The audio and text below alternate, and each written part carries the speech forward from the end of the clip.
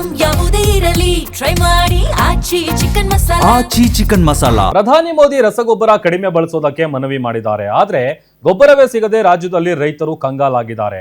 ಒಂದ್ ಕಡೆ ದರ ಏರಿಕೆ, ಮತ್ತೊಂದ್ ಕಡೆ ರಸಗೊಬ್ಬರದ ಕೊರತೆ, ಎರಡರ ಮಧ್ಯೆ ಸಿಲುಕಿ ಅನ್ನದಾತ ಕಂಗಾಲಾಗಿದ್ದಾನೆ. ಮುಂಗಾರು ಮಳೆ ಚುರುಕುಗೊಂಡಿದ್ದು ರೈತರು ಬಿತ್ತನೆಗೆ ಮುಂದಾಗಿದ್ದಾರೆ. ಆದ್ರೆ ರಸಗೊಬ್ಬರ ಬಿತ್ತನೆ ಬೀಜ ಸಿಗದೆ ಪರದಾಡ್ತಾ ಇದ್ದು ಕೃಷಿ ಇಲಾಖೆ FID ಲಿಂಕ್ ನೆಪ ಹೇಳ್ಕೊಂಡು ಕಡಿಮೆ ಗೊಬ್ಬರವನ್ನ ಕೊಡ್ತಾ ಇದ್ದಾರೆ. ಜಮೀನನ್ನ ಗುತ್ತಿಗೆ ಪಡೆದು ಉಳಿಮೆ ಮಾಡೋ ರೈತರ ಪಾಡಂತೂ ನಿಜಕ್ಕೂ ಹೇಳುತ್ತಿರೋದಾಗಿದೆ. ಅದರಲ್ಲೂ ಮಧ್ಯಪ್ರಾಚ್ಯ ಯುದ್ಧದಿಂದಲೂ ಯೂರಿಯಾ DAP ದರದಲ್ಲಿ ಭಾರಿ ಏರಿಕೆ ಆಗಿದ್ದು ಅನ್ನದಾತ ಪರದಾಡ್ತಾ ಇದ್ದಾನೆ. ಇತ್ತ ಹಾವೇರಿಯಲ್ಲಿ ರೈತರು ಬಿತ್ತನೆ ಬೀಜಕ್ಕಾಗಿ ಪರದಾಡ್ತಿದ್ದಾರೆ. ಬಂಕಾಪುರ ಕೃಷಿ ಕೇಂದ್ರದಲ್ಲಿ ರೈತರು ಸೋಯಾಬೀನ್, ಶೇಂಗಾ ಬೀಜಕ್ಕಾಗಿ ಮುಗಿ ಬೀಳ್ತಾ ಇದ್ದು ರೈತರಿಗೆ ಒಂದು ಕೂಪನ್ ಕೊಟ್ಟು ನಾಳೆ ಬನ್ನಿ ಅಂತ ಅಧಿಕಾರಿಗಳು ಹೇಳ್ತಾ ಇದ್ದಾರೆ. ಇದಕ್ಕೆ ಕೃಷಿ ಇಲಾಖೆಯ ವಿರುದ್ಧ ರೈತರು ಬಹಳ ಆಕ್ರೋಶ ವ್ಯಕ್ತಪಡಿಸಿದ್ದಾರೆ.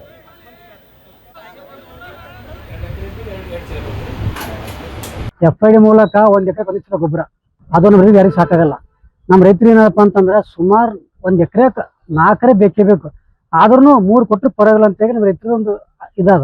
ಇನ್ನೊಂದೇನಪ್ಪ ಅಂತಂದ್ರೆ FID ಒಬ್ಬಲ್ಲಿ ಒಬ್ಬಲ್ಲಿ ಇರಲ್ಲ. ಒಬ್ಬರು ಏನು ಮಾಡ್ತಾರ, FID ಆಕ್ಟಿವ್ ಇರಲ್ಲ, ಡಿಆಕ್ಟಿವ್ ಆಗಿರ್ತದ. ಆಯ್ತು ಇನ್ನೊಬ್ರು ಏನು ಮಾಡ್ತಾರ, ಯಾರ್ದೋ ಲೀಸ್ ತಗೊಂಡಿರ್ತಾರೆ. ಪಾಪ ಅಂಥವ್ರು ಬೇರೆ ಊರಿಗೆ ಹೋಗಿರ್ತಾರೆ, ಅವ್ರು ಡಾಕ್ಯುಮೆಂಟ್ಸ್ ಕೊಡಲ್ಲ. ಅವಾಗ ನಮ್ಮ ರೈತರು ಹೆಂಗೆ ಮಾಡ್ಬೇಕು?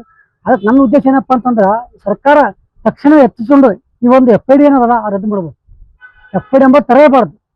ರೈತರ ಬಳಿ ಏನಾಗಿರಪ್ಪ ಅಂತಂದ್ರೆ ಕೆಲವೊಂದಕ್ಕೆ ಹೋರಾಟ ಮಾಡೋದು, ಬೀಜ ಗೊಬ್ಬರ ಹೋರಾಟ ಮಾಡ್ಬೇಕು, ಬೆಳೆ ಬೆಳೆದು ಹೋರಾಟ ಮಾಡ್ಬೇಕು, ಮತ್ತು ಮುಂದೆ ನಮ್ಮ ಪೇಮೆಂಟ್ ಹೋರಾಟ ಮಾಡ್ಬೇಕು. ಅದಕ್ಕೆ ನಮ್ದೇನಪ್ಪ ಅಂತಂದ್ರೆ FID ಸಂಪೂರ್ಣವಾಗಿ ತೆಗೆದಾಕ್ಬೇಕು. ಇನ್ನೊಂದೇನಪ್ಪ ಅಂತಂದ್ರೆ ಈ ಕೃಷಿ ಈ ಬಗ್ಗೆ ಮಾತಾಡೋದಕ್ಕೆ ಈಗ ಸ್ವತಃ ಕೃಷಿ ಸಚಿವರಾದಂತ ಚಲುವರಾಯಸ್ವಾಮಿ ಅವರು ನಮ್ಮೊಂದಿಗೆ ಈಗ ದೂರವಾಣಿ ಸಂಪರ್ಕಕ್ಕೆ ಬಂದಿದ್ದಾರೆ. ಸರ್ ನಮಸ್ತೆ. ನಮಸ್ತೆ ಮೇಡಮ್. ಸರ್, ಇದು ರಸಗೊಬ್ಬರದ ಕೊರತೆ ಮತ್ತು ಬೀಜ ಪೂರೈಕೆಗೆ ರೈತರು ಏನ್ ಪರದಾಡ್ತಾ ಇದ್ದಾರೆ, ಈ ಸುದ್ದಿ ನಿಜಾನಾ ಸರ್? ಬೀಜದ ಬಗ್ಗೆ ಯಾವುದೇ ಕೊರತೆ ಇಲ್ರಮ್ಮ. ಸೊ ಹಾವೇರಿನಲ್ಲಿ ಜನ ಸ್ವಲ್ಪ ಸಡನ್ ಆಗಿ ಎಮೋಷನ್ ಅಲ್ಲಿ ಪ್ಯಾನಿಕ್ ಆಗಿ ಹೋಗಿ ನಿಂತಿರ್ತಕ್ಕಂಥದ್ದು ಅಷ್ಟೇ ಸತ್ಯ. ಬಟ್ ಆದ್ರೆ ಅವ್ರಿಗೆ ಏನ್ ಬೇಕೋ ಅದನ್ನೆಲ್ಲ ಸಪ್ಲೈ ಮಾಡ್ಲಿಕ್ಕೆ ನಾವು ತಯಾರಿದ್ವಿ. ಇಡೀ ರಾಜ್ಯದಲ್ಲಿ ಮುಂಗಾರಿಗೆ ಯಾವುದೇ ಬಿತ್ತನೆ ಬೀಜ ಕೊರತೆ ಇಲ್ದಂಗೆ ನಾವು ಸ್ಟಾಕ್ ಇಟ್ಕೊಂಡಿದೀವಿ. ಅಲ್ಲೆಲ್ಲ ಡೈರೆಕ್ಷನ್ ಕೊಟ್ಟಿದೀವಿ. ಸೊ ಅಡಿಷನಲ್ ಆಗಿ ಕೇಳಿರೋದನ್ನು ಸಪ್ಲೈ ಮಾಡ್ಲಿಕ್ಕೆ ಹಾವೇರಿಗೆ ಹೇಳಿದೀವಿ. ಇವತ್ತು ನಾನು ಸೋಷಿಯಲ್ ಮೀಡಿಯಾದಲ್ಲೂ ರಿಲೀಸ್ ಮಾಡಿದ್ದೀನಿ. ನಾಟ್ ಓನ್ಲಿ ಹಾವೇರಿ, ರಾಜ್ಯದಲ್ಲಿ ಎಲ್ಲೂ ಬಿತ್ತನೆಗೆ ಬೀಜಕ್ಕೆ ಯಾವುದು ತೊಂದರೆ ಇಲ್ದಂಗೆ ಸರ್ಕಾರ ನೋಡ್ಕೊತಾ ಇದೆ. ಇಲಾಖೆ ಅದನ್ನ ಪ್ರತಿನಿತ್ಯ ಮಾನಿಟರ್ ಮಾಡ್ತಾ ಇದ್ದೀವಿ. ಎಲ್ಲ DC ಅವರಿಗೆ, ನಮ್ಮ ಜಿಲ್ಲಾಧಿಕಾರಿಗಳಿಗೆ ಹೇಳಿದೀವಿ. ಅಲ್ಲ ಸರ್, ಇದೇನಿದು FID ಕಡ್ಡಾಯ? ಕಿಸಾನ್ ಆಪ್ ಮೂಲಕ FID ನೋಂದಣಿ ಮಾಡ್ಕೋಬೇಕು. ಅದು ಕೇಂದ್ರ ಸರ್ಕಾರದ್ದು ಜವಾಬ್ದಾರಿ, ಸಂಪೂರ್ಣ ರಸಗೊಬ್ಬರ ಸಪ್ಲೈ. ಕಳೆದ ಬಾರಿನೂ 3.5 ಲಕ್ಷ ಮೆಟ್ರಿಕ್ ಟನ್ ಕೊರತೆ ಇತ್ತು. ನಾವು ಅದನ್ನ ಜನರಿಗೆ ಕನ್ವಿನ್ಸ್ ಮಾಡಿ ಒಂದ್ ಸ್ವಲ್ಪ ಕಡಿಮೆ ಯೂಸ್ ಮಾಡೋದು, alternate nano urea, nano DAP use ಮಾಡೋದ್ರ ಮೂಲಕ, ಸಾವಯವ ಗೊಬ್ಬರ ಯೂಸ್ ಮಾಡೋದ್ರ ಮೂಲಕ ಅದನ್ನ ಮೇಂಟೈನ್ ಮಾಡಿದೀವಿ. ಈ ವರ್ಷ ನೇರವಾಗಿನೇ ಕೇಂದ್ರ ಸರ್ಕಾರ ನಮಗೆ ಈ ವಾರ್ ನಡೀತಾ ಇರೋದ್ರಿಂದ ಆಮದು ಆಗ್ತಾ ಇಲ್ಲ, ಕಚ್ಚಾ ವಸ್ತು ಮತ್ತು ರಸಗೊಬ್ಬರ ಬರ್ತಾ ಇಲ್ಲ. ಸೊ ಇದನ್ನು ಕಡಿಮೆ ಯೂಸ್ ಮಾಡಿ ಅನ್ನೋದು ನಮ್ಮ ಪ್ರಧಾನ ಮಂತ್ರಿಗಳು ಹೇಳಿದ್ದಾರೆ, ಕೇಂದ್ರದ ಕೃಷಿ ಸಚಿವರು ಹೇಳಿದ್ದಾರೆ. ಅಧಿಕಾರಿಗಳು ಸಹ ದಿನನಿತ್ಯ ಎಲ್ಲಾ ರಾಜ್ಯದ ಜೊತೆ ಮೀಟಿಂಗ್ ಮಾಡ್ತಾ ಇದ್ದಾರೆ. ನೋಡಿ ಸರ್, ಈಗ ಹೇಳೋದು ಸುಲಭ ರೀ ಸರ್, ನಿಮ್ಗೂ ಗೊತ್ತಿದೆ ನಮಗೂ ಗೊತ್ತಿದೆ. ಈಗ ಕೇಂದ್ರ ಕೃಷಿ ಸಚಿವರಾದ ಶಿವರಾಜ್ ಸಿಂಗ್ ಚೌಹಾಣ್ ಅವರು ಹೌದು ರಸಗೊಬ್ಬರ ಕೊರತೆ ಇದೆ ಅಂತ ಹೇಳೋದಕ್ಕೆ ನನಗೆ ಯಾವುದೇ ರೀತಿಯಾದಂತಹ ಮುಜುಗರ ಇಲ್ಲ ಅಂತ ಅವ್ರು ಹೇಳಿದ್ದಾರೆ. ನೀವು ಹೇಳ್ತಾ ಇದ್ರಿ, ಆದ್ರೆ ರೈತರು ಒಪ್ಕೊಳ್ಬೇಕಲ್ಲ ಸರ್. ಯಾಕೆ ಅಂದ್ರೆ ಸರ್, ಒಂದು ಬೆಳೆ ಉತ್ಪಾದನೆ ಕಡಿಮೆ ಆಗುತ್ತೆ, ಕೃಷಿ ವೆಚ್ಚ ಹೆಚ್ಚಳ ಆಗುತ್ತೆ, ಸಾಲದ ಅಪಾಯಕ್ಕೆ ಮತ್ತೆ ಸಿಲುಕ್ತಾರೆ, ಆತ್ಮಹತ್ಯೆ ಪ್ರಕರಣಗಳು ಜಾಸ್ತಿ ಆಗುತ್ತೆ. ಸೊ ಹೀಗಾಗಿ ಇದು ಸರ್ ನಮ್ಮೆಲ್ಲರಿಗೂ ಓಕೆ, ಬಟ್ ರೈತರಿಗೆ ಸರ್ ಅವ್ರ ಜೀವನ ಮತ್ತು ಜೀವ ಅಲ್ಲೇ ಇದೆ ಸರ್. ನೋಡಮ್ಮ, ಇದರಲ್ಲಿ ನಾನು ರಾಜಕಾರಣ ಬೆರ್ಸಕ್ ತಯಾರಿಲ್ಲ. ಸೊ BJP ಸರ್ಕಾರ ಕೇಂದ್ರದಲ್ಲಿ ಇರೋದ್ರಿಂದ BJP ಜವಾಬ್ದಾರಿಯಿಂದ ಮಾಡ್ಲಿಲ್ಲ ಅಂದ ತಕ್ಷಣನೇ ಅವ್ರ ತಪ್ಪು ಅವ್ರ ಮೇಲೆ ಬರೆ ಹಾಕಿ ನಾನು BJP ತರ ಜನತಾ ದಳದ ತರ ಮಾತಾಡಕ್ ಹೋಗಲ್ಲ. ಆದ್ರೆ ಮಾಧ್ಯಮ ಸ್ನೇಹಿತರು ನೀವು ರಾಜಕೀಯ ಮಾತಾಡ್ತಾ ಇಲ್ಲ ಸರ್, ನಾನು ರೈತರ ಪರ ಮಾತಾಡ್ತೀನಿ. ಒಂದ್ ನಿಮಿಷ ಹೇಳ್ಬೇಕು ಪ್ಲೀಸ್, ಅವಕಾಶ ಕೊಟ್ರೆ ಹೇಳ್ತೀನಿ. ಇದೊಂದು ಇಂಪಾರ್ಟೆಂಟ್ ಇಶ್ಯೂ, ಜನಕ್ಕೆ ಒಂದು ಮೆಸೇಜ್ ಹೋಗ್ಬೇಕಾಗತ್ತೆ. ದಯಮಾಡಿ ಬೇರೆ ವಿಚಾರ ಆದ್ರೆ ಕಾಂಟ್ರವರ್ಸಿಯಾಗಿ ಚರ್ಚೆ ಮಾಡ್ಬೋದು, ಇದು ಆತರ ಅಲ್ಲ. ನಾನ್ ಹೇಳ್ತಾ ಇರೋದು ನೀವು ಮಾಡ್ತಾ ಇದ್ದೀರಾ ಅಂತಲ್ಲ. ನಾನು ನೇರವಾಗಿ ಅಪಾದನೆ ಮಾಡ್ಕೊಂಡು ಕೂತ್ಕೊಳ್ಳೋದು ಮಾಡ್ಬೋದು, ಅಪಾದನೆ ಮಾಡಕ್ ಹೋಗಲ್ಲ. ಆದ್ರೆ ಒಂದು ಸತ್ಯ, ಇದು ಸಂಪೂರ್ಣ ಜವಾಬ್ದಾರಿ ಕೇಂದ್ರ ಸರ್ಕಾರದ್ದು. ಹಾಗಂದಾಗೆ ರೈತರಿಗೆ ಮುಂಗಾರಿಗೆ ಏನ್ ಬೇಕೋ ನಾವು ಎಷ್ಟು ಕಡಿಮೆ ಮಾಡಕ್ ಸಾಧ್ಯ ಮಾಡಿ, ಯಾರು ರೈತರಲ್ಲ ಅವ್ರದ್ದು ತಗೋಬೇಡಿ, ಯಾರು ಬೆಳೆ ಹಾಕ್ತೀರ, ಎಷ್ಟು ಬೆಳೆ, ಯಾವ ಬೆಳೆಗೆ ಎಷ್ಟು ಉಪಯೋಗಿಸ್ಬೇಕು ಅನ್ನೋದನ್ನ ನಮ್ಮ ಹತ್ರ ಮಾನದಂಡ ಇದೆ, ಅದನ್ನ ಉಪಯೋಗಿಸಿ. ಅದಕ್ಕೋಸ್ಕರ FID ಮಾಡಿದೀವಿ. ಅನಾವಶ್ಯಕವಾಗಿ ಸ್ಟಾಕ್ ಮಾಡ್ಕೋಬೇಡಿ.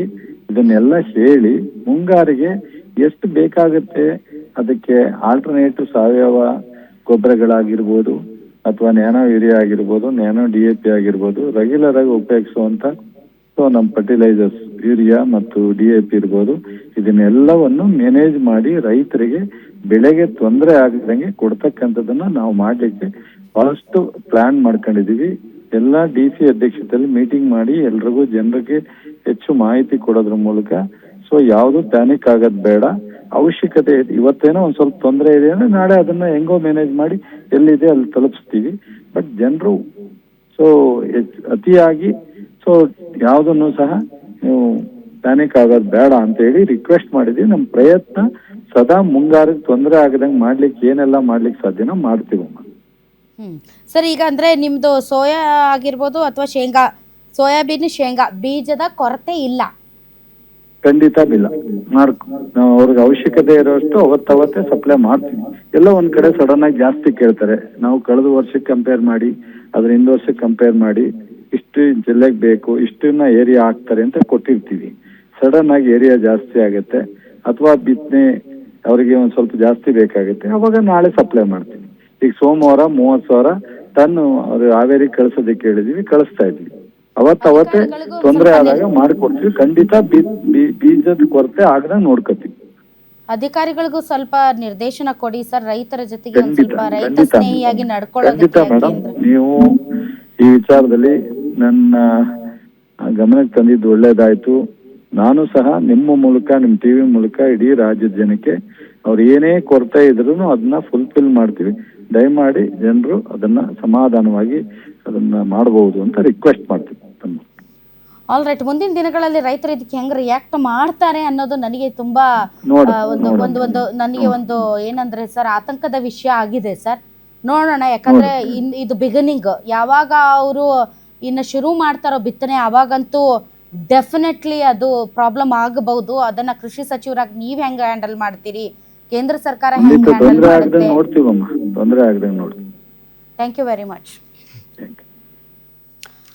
ಓಕೆ, ಅವರು ಹೇಳ್ತಾ ಇದ್ರು ಇದರಲ್ಲಿ ರಾಜಕೀಯ ಮಾಡುವಂಥದ್ದು ಏನೂ ಇಲ್ಲ ಅಂತ. ಪ್ರಮುಖವಾಗಿ ನಾವು ರಸಗೊಬ್ಬರ ಕೊರತೆಗೆ ಕಾರಣ ಏನಂದ್ರೆ ನಾವು ಆಮದು ಮಾಡ್ಕೊಳ್ತೀವಿ ರಸಗೊಬ್ಬರ, ಮತ್ತು ಜಾಗತಿಕ ಮಟ್ಟದಲ್ಲಿ ರಸಗೊಬ್ಬರದ ಬೆಲೆ ಜಾಸ್ತಿ ಆಗಿದೆ, ಮತ್ತು ಜಾಗತಿಕ ಸಂಘರ್ಷ, ಯುದ್ಧದ ಭೀತಿ, ಮತ್ತು ನಾವು ಏನು ಜಾಸ್ತಿ ಈ ಪೊಟ್ಯಾಷಿಯಂ ಮತ್ತು ಫಾಸ್ಫೇಟ್ ಏನು ಹೇಳ್ತೀವಿ ಪ್ರಮುಖ ರಸಗೊಬ್ಬರಗಳಿಗೆ ಸಂಬಂಧಪಟ್ಟಂತೆ ಅದನ್ನು ನಾವು ಆಮದು ಮಾಡ್ಕೊಳ್ತಾ ಇದ್ದೀವಿ. ಆದರೆ ಈಗ ಯುದ್ಧದಿಂದ ಯಾವುದು ಕೂಡ ಬರ್ತಾ ಇಲ್ಲ, ರಸಗೊಬ್ಬರದ ಕೊರತೆ ಇದೆ, ಕಚ್ಚಾ ವಸ್ತುಗಳು ಮತ್ತು ನೈಸರ್ಗಿಕ ಬೆಲೆಯಲ್ಲಿ ಏರಿಕೆ ಆಗಿದೆ. ಆಮೇಲೆ ಕಾಳಸಂತೆಕೋರರು ಕೇವಲ ಇದಕ್ಕೋಸ್ಕರ ರಸಗೊಬ್ಬರಕ್ಕೆ ಮಾತ್ರ ಬಳಸ್ಕೊಳ್ಳಲ್ಲ, ಬೇರೆ ಬೇರೆ ಇದಕ್ಕೂ ಕೂಡ ಬಳಸ್ಕೊಳ್ತಾರೆ. ಅಕ್ರಮವಾಗಿ ದಾಸ್ತಾನು ಮಾಡೋದು, ಇಂಥವೆಲ್ಲವನ್ನು ತಪ್ಪಿಸುವಂತಹ ನಿಟ್ಟಿನಲ್ಲಿ ಮತ್ತು ಇದು ಆಹಾರ ಭದ್ರತೆ ಏನಿದೆ ಅದರ ಮೇಲೂ ಕೂಡ ದುಷ್ಪರಿಣಾಮ ಬೀಳುವಂತಹ ಸಾಧ್ಯತೆ ಇದೆ. ಮುಂದಿನ ದಿನಗಳಲ್ಲಿ ಆಹಾರಕ್ಕೋಸ್ಕರ ಹಾಹಾಕಾರ. ಈಗ ಈಸಿಯಾಗಿ ಹೇಳ್ಬಿಡ್ತೀವಿ, ರೈತರೇ ಕಡಿಮೆ ಬಳಸಿ, ರೈತರೇ ಕಡಿಮೆ ಬಿತ್ತನೆ ಮಾಡಿ, ರೈತರೇ ನೀವು ದ್ವಿದಳ ಧಾನ್ಯಗಳ ಬೆಳೆಗಳ ಬಗ್ಗೆ ಯೋಚನೆ ಮಾಡಿ, ಕಡಿಮೆ ರಸಗೊಬ್ಬರ ಬಳಕೆಯಾಗುವಂತಹ ಧಾನ್ಯಗಳ ಬಗ್ಗೆ ತಾವು ಯೋಚನೆ ಮಾಡಿ ಅಂತೆಲ್ಲ ನಾವು ಹೇಳಬಹುದು.